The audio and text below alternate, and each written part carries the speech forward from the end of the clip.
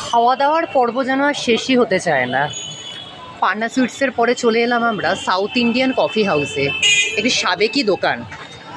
কেউ বললে বিশ্বাস করবে না, এই ছোট গলির মধ্যে দোকানটা, কিন্তু সেখানে খাবার কি অপূর্ব। প্রচুর লোক এখানে চলে আসে, দূর থেকে দেখে চেনারও উপায় নেই। কিন্তু এই দোকানটা যে এত বছরের পুরনো আর এখানকার খাবার যে এত বিখ্যাত, সেটা সত্যি আমারও জানা ছিল না। খেয়েছি অনেকবারই, কিন্তু এই দোকানটা 71 বছরের পুরনো, সেইটা আজই প্রথম জানলাম। একটু দোকানের মালিকের সঙ্গে কথা বলি। ঢুকে পড়লাম সাউথ ইন্ডিয়ান কফি হাউসে, দেখি এখানে কি কি পাওয়া যায় আর কি কি খাবো। আগে তো মিষ্টি খেয়ে নিয়েছি, দেখি তারপরে যদি একটু নোনতা কিছু পাওয়া যায় বা একটু যদি চা পাওয়া যায়।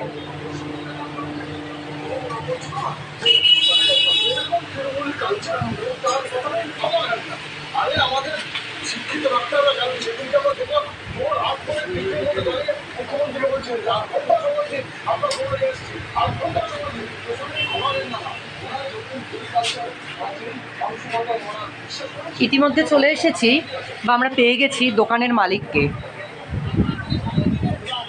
দাদা, এটা কত বছরের দোকান?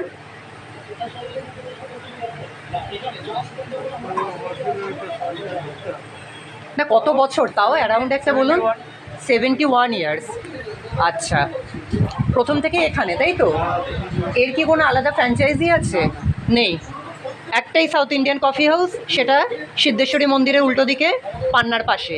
পান্না না, কোন মিষ্টির দোকান যেন? কামধেনু, কামধেনুর পাশে। কামধেনুর পাশে।